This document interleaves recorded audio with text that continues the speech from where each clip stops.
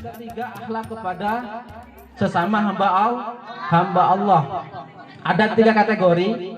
Yang pertama, akhlak kepada kedua orang tua, yang ketiga akhlak kepada kerabat, ya, yang kedua akhlak kepada kerabat, yang ketiga akhlak kepada tetangga. Nih. Yang pertama, akhlak kepada kedua orang tua. Ya. Dalam Al-Quran saking pentingnya menghormati kedua orang tua, maka Allah sebutkan dalam Al-Quran, ya, dalam surah Al-Isra itu, wabil walidin ihsana, ya, hendaklah kepada kedua orang tuamu engkau berbuat baik. Bahkan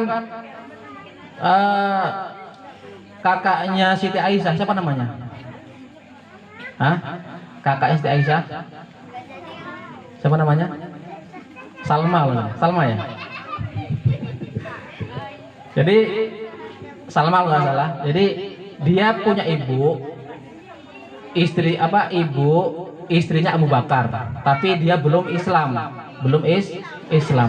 Maka datang ke Rasulullah si Asma namanya. Asma binti Abu Bakar. Ya Rasulullah, ibuku ini belum masuk Islam, masih musyrik. Apakah aku juga berbuat baik kepada dia? Maka Rasul jawab, bahkan engkau wajib berbuat baik kepada dia, tapi engkau jangan ikut daripada kemusyrikannya. Jadi walaupun orang tua kita masih kafir, kita pun diperintahkan untuk berbuat baik. Apalagi orang tua kita muslim, lebih lagi. Nah, jadi hati-hati, jangan sampai kita berdurhaka kepada kedua orang tua.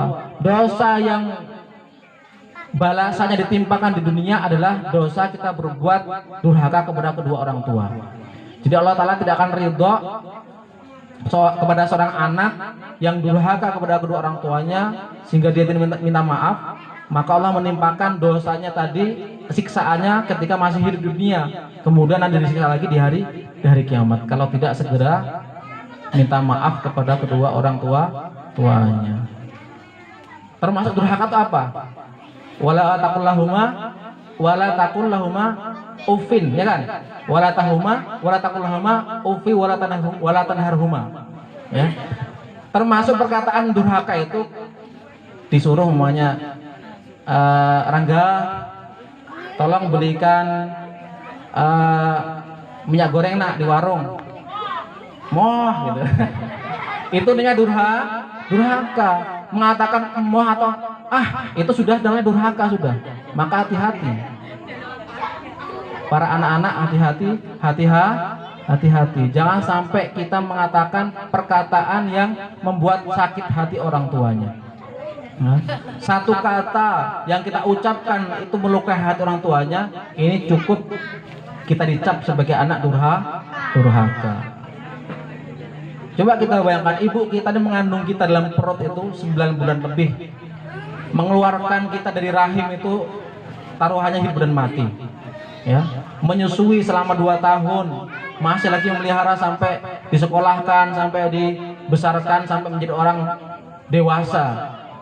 Terus kita durhaka kepada kedua orang tua, itu bukan akhlak yang baik. Nah, maka hendaklah kita berbuat baik kepada kedua orang tua. Tanda kita nih berbuat baik kepada kedua orang tua, jadilah kita sebagai anak yang soleh, yang hafal Quran, yang pintar ngaji, yang pandai ilmu agama, rajin sholat. Nah, ini semuanya akan membalas daripada kedua orang tua kita. Kalau cuma membalas harta, tidak akan cukup. Pengorbanan orang tua kita ini, seberapapun harta yang kita punya, bahkan seandainya seluruh langit dan bumi sebagai harta kita, untuk membalas kebaikan kedua orang tua kita tidak akan cukup. Maka cara membalasnya bagaimana? Jadilah kita anak yang soleh, karena anak yang soleh nanti pahalanya akan mengalir sampai hari kiamat, tidak akan terputus walaupun orang tua kita sudah meninggal dunia. Nih. Udah, berikutnya akhlak kepada kerabat, kepada sanak famili, kakak, adik, paman, bibi, kerabat ya, sanak famili, ya. Jadi kita berbuat baik. Dalam Al-Quran wabidil kurba ya ayuhan nas, dalam hadis disebutkan ya ayuhan nas afshu salam wa atimut ta'am wasilul arham wasalu bil lail wan nasu niyam tadkhulul jannata bisalam. Wahai manusia, kata Rasulullah, wahai manusia, ya, afshu salam, sebarkanlah salam. Ini pertama sebarkanlah salam. Yang kedua, wa at'imut ta'am, berikanlah makanan, bersedekah makan kepada kerabat kita atau tetangga kita. Kemudian wasilul arham, sambunglah tali persaudaraan. Yang namanya menyambung persaudaraan itu ada dua: saling memberi hadiah supaya akrab persaudaraannya. Yang kedua, kalau salah satunya memutuskan, yang satunya mendatangi supaya disambung tali persaudaraannya. Ini. Kemudian wasalu bil lail, salat di malam hari, salat tahajud. Yang mana pada waktu itu banyak manusia yang dalam keadaan tidur. Maka kalian akan tadkhul jannah, akan masuk dalam surga bisalam, dengan keselamatan. Ini kalau pengen masuk surga dengan keselamatan, maka itu apa? Pertama, menyebarkan salam, memberikan makan, silaturahim, sholat di malam hari, maka masuk surga dengan kegembiraan dan keselamatan. Dan Rasulullah sabdakan juga, tidak ada dosa yang cepat siksaannya di dunia ini dan tersimpan di akhirat nanti kecuali perbuatan zalim dan memutuskan tali silaturahim. Ya, berbuat zalim ya kepada orang lain, memutuskan tali silaturahim, ini sangat cepat balasannya di dunia dan tersimpan nanti balasannya di akhirat. Maka hendaklah kita rukun ya sesama saudara, jangan tukaran ya, jangan tengkar.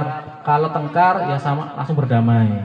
Ya, malam yang mulia ini, di bulan yang mulia ini, bulan Rabiul Awal, sebagai tanda kita akhlak kepada Rasulullah, akhlak kepada Nabi kita sesama saudara saling silaturahim, menyambung tali persaudaraan yang sudah terputus, maka sambunglah kembali supaya tidak terputus.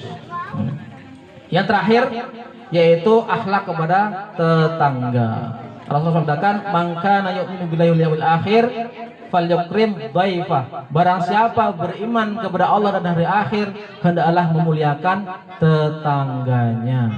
Ya. Dalam yang lain katakan, al-muslimu man salimal muslimuna min lisanihi wa yadihi. Seorang muslim yang sejati, seorang yang muslim yang sebenar-benar muslim, itu adalah orang muslim lainnya tidak terusik dengan lidah dan tangannya. Ya.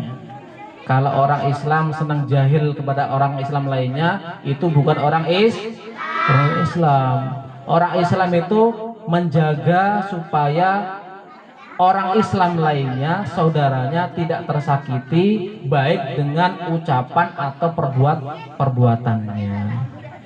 Nah, ini. Nah, jadi hendaklah kita berbuat baik kepada tetangga kita. Termasuk zalim apa?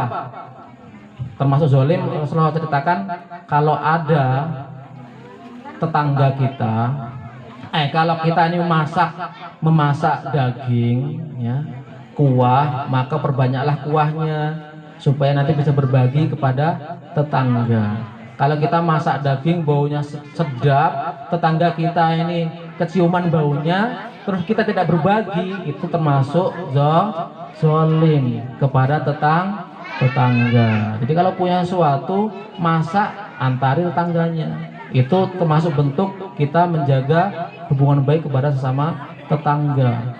Ini perintah Allah Ta'ala. Perintah Allah Ta'ala kita menghormati, memuliakan tetangga kita. Bahkan Rasulullah katakan, bukan sifat orang yang beriman dirinya kenyang sedangkan tetangganya kelaparan. Orang yang tidak mau berbagi kepada tetangganya, ini bukan termasuk golongan orang yang beriman. Maka hendaklah kita berbuat baik kepada tetangga kita. Jangan menyakiti tetangga kita. Berbuat baik kepada tetangga, saling memberi hadiah, saling mengantari makanan. Ini termasuk kebiasaan orang dulu ya. Kalau saya ingat waktu kecil tuh, setiap ada masa-masaan nanti diantari oleh tangga. Nah, sekarang ini agak jarang mungkin ya, karena ya sudah sama-sama punya mungkin, atau tapi kalau mau dihidupkan lagi, budaya seperti ini bagus.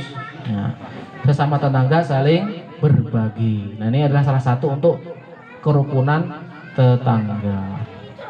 Mungkin itu ya yang kami sampaikan. Kita berakhlak mulia seperti akhlaknya Nabi Muhammad SAW, agar nanti di hari kiamat kita mendapatkan syafaat Rasulullah SAW, diminumi oleh Rasulullah di tangan beliau dari telaga Al-Kautsar, dan bersama sama Rasulullah dalam surganya Allah Subhanahu wa taala, dengan Allah ridha kepada kita semuanya. Amin Allahumma amin. Wa hadrallahu iyyakum wa alaikum minkum. Wassalamualaikum warahmatullahi wabarakatuh.